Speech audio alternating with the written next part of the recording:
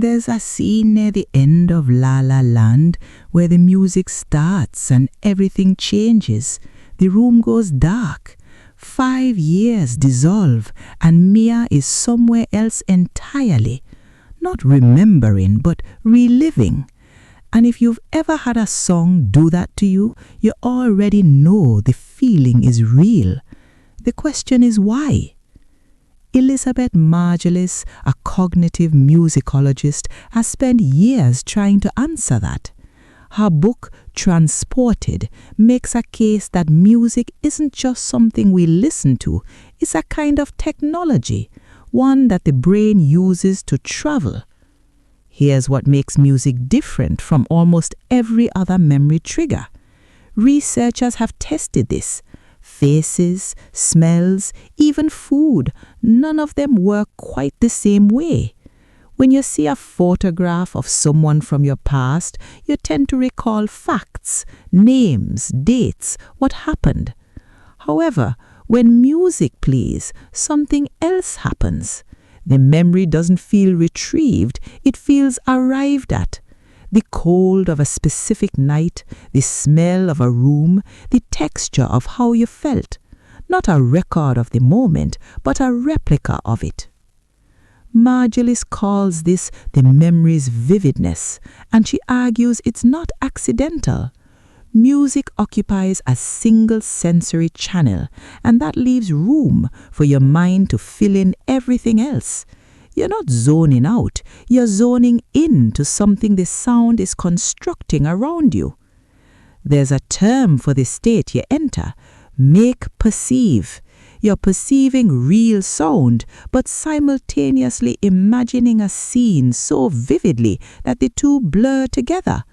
It's the same cognitive act as looking at the constellation Orion.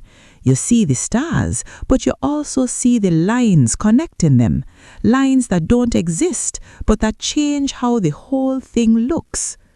Music draws the lines, your memory populates the sky. And this goes deeper than your own past.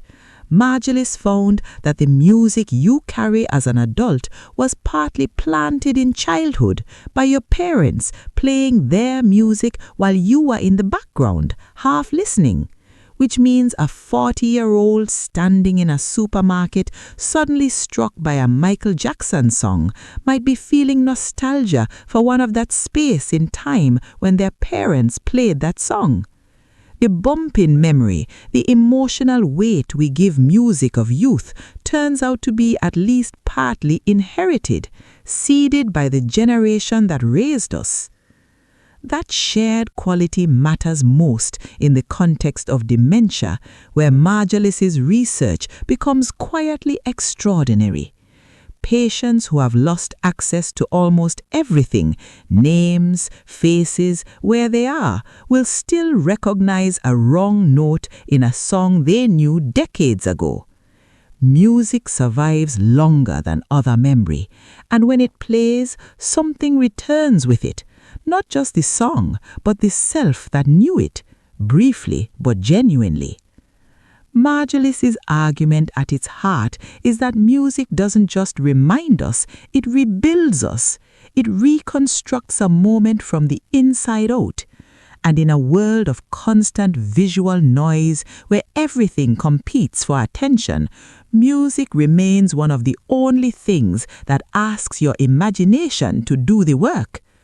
Which is maybe why those moments, the song in the supermarket, the melody through a car window, hit the way they do.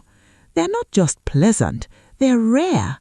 They're the mind being asked to travel and actually going.